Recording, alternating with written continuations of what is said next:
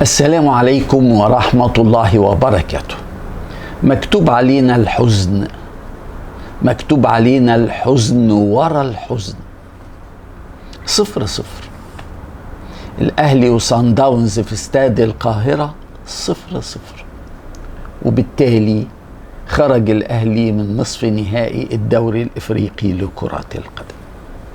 إنما واضح زي الشمس إن الاتحاد الإفريقي لكرة القدم، المؤسسة القذرة، قررت منع النادي الأهلي من الفوز بأي بطولة قارية أخرى. اللي عمله الحكم عيسى سي النهاردة لا يمكن حد يصدقه. عمل خطأ بشع في تنفيذ قانون كرة القدم. حادثة تحكيمية تؤكد إن خلاص التحكيم في إفريقيا باظ لأكبر درجة. كنا بنلعب في الدقيقة الثانية من الوقت بدل الضائع لما احتسب لمسة يد للنادي الأهلي خارج منطقة الجزاء مباشرة. حكم السنغالي عيسى سي بعد ما احتسب لمسة اليد وحدد مكان الكرة وحدد مكان الحائط، الفيديو استدعاه. الفيديو لا يستدعي الحكم في هذه الحالة إلا لحالة واحدة فقط، وهي احتساب ركلة جزاء. الفيديو لما يستدعي الحكم في لمسة يد خارج منطقة الجزاء يبقى بيقول له تعالى في ضربة جزاء، بس مفيش غير كده. راح اتفرج، وقفوا له الكرة، وقفوا له اللعبة بكل الوضوح. رجل اللاعب جوه وايد اللاعب جوه والكرة نصها جوه ونصها بره في الوقفة دي. بس كان واضح عليه انه رافض يحسب، وهو بيتكلم وهو بيطول وهو بيقول رافض يحسب. خلاص هو مش مقتنع انها جوه ومصمم انها بره، هو حر. انما في الحالة دي قانون الكرة بيقول ايه؟ الفيديو وبروتوكول الفيديو بيقول ايه؟ بيقول لما حكم الفيديو يستدعي الحكم لمسة يد بره ولا جوه، الحكم ما عندوش غير حاجتين بس بعد ما يشوف الفيديو: يا يؤكد كلام الفيديو ويرجع يحسب بينالتي، يا يؤكد كلامه الشخصي ويرجع يحسب ضربة حرة مباشرة بره زي ما كان حاسب. إنما اللي عمله عيسى سي ملوش علاقة بكرة القدم خالص، ليه علاقة باضطهاد النادي الأهلي، ليه علاقة بإزاي تظلم النادي الأهلي، ليه علاقة بإزاي أنت تروح تؤدي مباراة عشان تذبح فريق. رجع ولغى لمسة اليد ولغى الضربة الحرة اللي كان حاسبها للنادي الأهلي، لغاها تماما، وقرر إسقاط الكرة لفريق صن داونز. يعني كمان خد الكرة من النادي الأهلي وعطاها لصن داونز ولغى الضربة الحرة المباشرة المحتسبة للنادي الأهلي. شيء ملوش علاقة بكرة القدم، ملوش علاقة بالتحكيم، ملوش علاقة بالعدالة، كل شيء ظلم في ظلم في ظلم في ظلم. لا، الحقيقة اللي حصل ده يؤكد خلاص ان الاهلي زي ما بيتظلم جوه مصر هيتظلم بره مصر، وخلاص. واحنا داخلين على فترة ظلم غير طبيعية للنادي الاهلي في كل الحالات. ربنا يعدي الايام اللي جاية على خير، لان الحزن زاد. 0-0 المباراة من غير ولا كورة طوال 90 دقيقة تتشاط على مرمى محمد الشناوي. محمد الشناوي طالع من المباراة من غير ما يصد كورة واحدة. صن داونز جا القاهرة علشان ما يشوطش شوطة واحدة على مرمى محمد الشناوي في 90 دقيقة. بس في الآخر 0-0. إنما للأمانة لما يضيع منك ضربة جزاء في أول الماتش تخلص، لما القائم بعد كده عندك في كورة لكهربا من 4 أمتار بس، لما العارضة عندك في انفراد تام لبيرسيتاو جول 100% لو جه هيتحسب، لما الحكم يظلمك بفجور زي اللعبة الأخيرة، لما اللاعب مفالا يعمل مخالفة تستوجب الطرد المباشر في الدقيقة 37 والحكم يكتفي بإنذار والفيديو ما يستدعيهوش، واضطر مدرب سان داونز يستبدله على طول علشان ما يتطردش. لما كل الحاجات دي تحصل يبقى لازم تخسر، يبقى لازم تطلع، يبقى لازم الكرة الإفريقية تنتهي.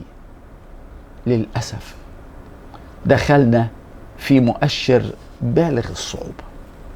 الأهلي قدم شوط أول من أروع ما يكون، من أول ثانية في الماتش والضغط بدأ، ولكن سوء حظ رهيب وشفنا ضربة الجزاء، سوء تحكيم رهيب، 4 تسللات غلط في شوط واحد، سوء تسديد وبرضه سوء انتشار.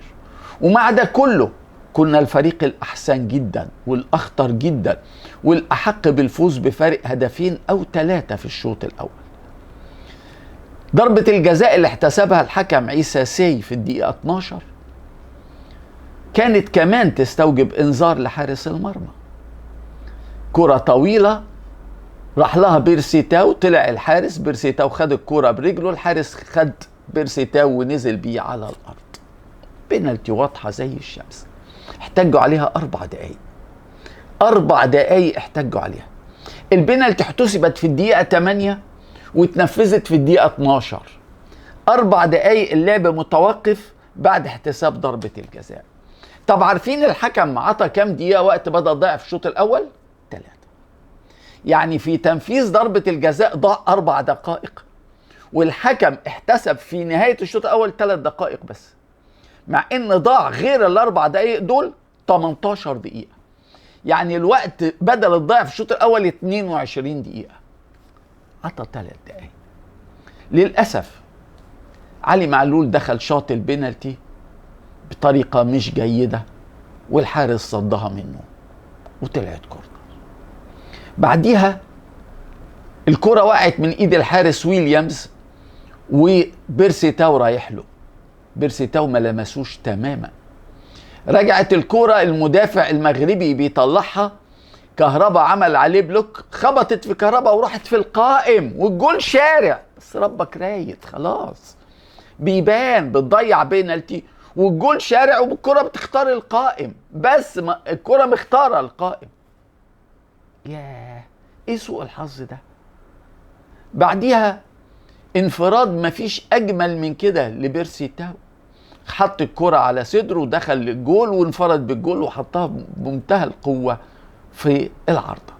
كانت تتحط اسهل من كده، كانت تتحط احسن من كده، وساعتها لما اللاين مان هيرفع يقول تسلل، الفيديو هيقوله لا انت كنت غلطان، كانت هتتحسب جول.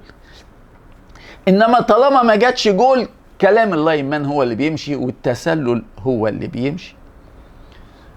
كرة وقعت مرة 3 من الحارس ويليامز، بس كهربا خطفها المرة دي، بس للأسف خطفها وهو بيحطها كان في مدافع قفل خط المرمى. 4 تسللات أوقفت 4 هجمات خطيرة جدا للنادي الأهلي في الشوط الأول، وفي الإعادة بتكتشف إن كل التسللات دي خاطئة وبيوقفك مساعد. طرد حتمي في الدقيقة 37 للباك مفالا، ضربة مقصودة 100% ومؤذية 100% لأكرم توفيق. الحكم اكتفى بالإنذار ومفيش أي سبب لعدم تدخل الفيديو في اللعبة دي. الحقيقة شوط أول في مجموعة من الفرص السهلة لمحمود كهربا والحسين الشحات والبيرسي تاو.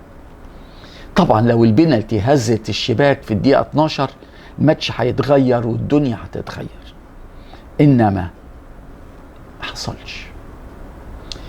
لو حسين الشحات في الوقت اللي لعبه في ربع مستواه، مش نص مستواه، ربع مستواه، الدنيا تتغير. انما 90% من العابه غلط. لو اليو ديانج النهارده في ربع مستواه الدنيا تتغير، لكن للأسف ما تغيرش غير متأخر. ظاهرة تأخير كولر، مارسيل كولر، في التغييرات غريبة شوية. الراجل ده لازم يكون أكثر نضجا من كده، لازم يكون أكثر حرصا على فريقه من كده، ما يقلقش من غضب لاعبيه ولا حزن لاعبيه ولا ثورة لاعبيه. مصلحة الأهلي أهم. ديانج كل تمريراته مش موفقة، كل ألعابه مش موفقة، ارتكب أكتر من مخالفة ملهاش داعي، خسرنا الكرة كتير. كان لازم يتغير بدري، كان لازم بعد 5 دقايق من الشوط التاني يتغير، مش في الدقيقة 70. كمان عندي تساؤل مش هلاقي له أي إجابة عند أي حد بيفهم كرة قدم. ليه كولر بينزل موديست؟ ليه؟ موديست مش جاهز، قد يكون لعيب كويس بس مش جاهز، مش جاهز على الإطلاق، مش قادر يجري، مش قادر يجري. خد بالكم من كلمة مش قادر يجري. اللاعبين المعتزلين ممكن يجروا أحسن من كده. مش في مصلحة الأهلي إنه ينزل يلعب 27 دقيقة منهم لعبة لو كهربا، لو الشحات، لو أي حد هيجيبها جول. اتلعبت ورا الدفاع وهو أقرب واحد وطبعا ما طلهاش. إنما شوط أول الحقيقة لازم يخلص بفارق 2-3. أعيب قوي على لعيبة الأهلي في الشوط الأول، ما بيعرفوش يضغطوا على الحكام. شفتوا لعيبة صن داونز وهم بيضغطوا على الحكم في البينالتي، قعدوا 4 دقايق يضغطوا عليه. وشفتوا لما راحوا يضغطوا عليه عشان يحسب بينالتي على الأهلي، قعدوا 2 دقايق يضغطوا عليه. وما بيروحش واحد عشان ياخد انذار زي ما صلاح محسن راح له وخد انذار، لا، بيروحوا له 6-7. هيدي مين ولا مين ولا مين؟ دي مدرسة الضغط على الحكام لازم الأهلي يتعلمها. بقالي 20-30 سنة بقول الكلام ده. اللعب النظيف قوي ده خلص في الدنيا كلها. اتفرجوا على ماتشات أوروبا، شوفوا اللعيبة بتروح للحكام ازاي وشوفوا الضغط على الحكام ازاي. انت ولا هنا فريق ما بيعرفش يضغط على الحكام ولا ذرة. يا خسارة والله يا خسارة على الأهلي والحاجات اللي بتحصل فيه دي، لأن حرام قوي قوي قوي الأهلي يحصل فيه كده. الشوط التاني للأسف كل شيء اتغير للأسوأ في النادي الأهلي، وطبعا بسبب هبوط اللياقة البدنية عند أغلب اللاعبين. ابتدت اللاعبية تدخل في حالة البطء وحالة الوقوف وعدم الضغط، وبالطبع مفيش ولا فرصة حقيقية للأهلي في الشوط الثاني. الشوط الأول ليك بينالتي وقائم وعارضة وإنقاذ من على خط المرمى و4 فرص كمان، والشوط الثاني 0، ولا هجمة، مفيش أي حاجة ولا أي خطورة للأهلي في الشوط الثاني. إنما برضو اوعى تنسى إن مفيش ذرة خطورة للفريق الجنوب افريقيا على الشناوي في 90 دقيقة. ربنا اكرمنا بشوط اول ممتاز وما استفدناش، لكن الشوط الثاني كشف عيوب اتكلمنا عليها كتير. كشف نقص الحركة بدون الكورة عند لاعبي الأهلي.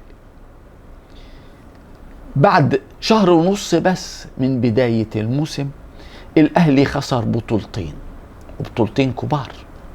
خسر كاس السوبر الإفريقية في السعودية أمام اتحاد العاصمة الجزائري 1-0، وخسر الدوري الإفريقي في نصف النهائي أمام صن داونز الجنوب إفريقي 1-0 في مجموع المباراتين.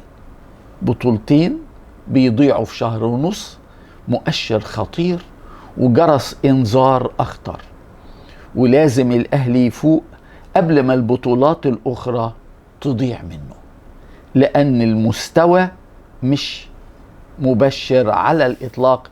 كل حاجة في الأهلي بقت أقل كتير مما نتمنى.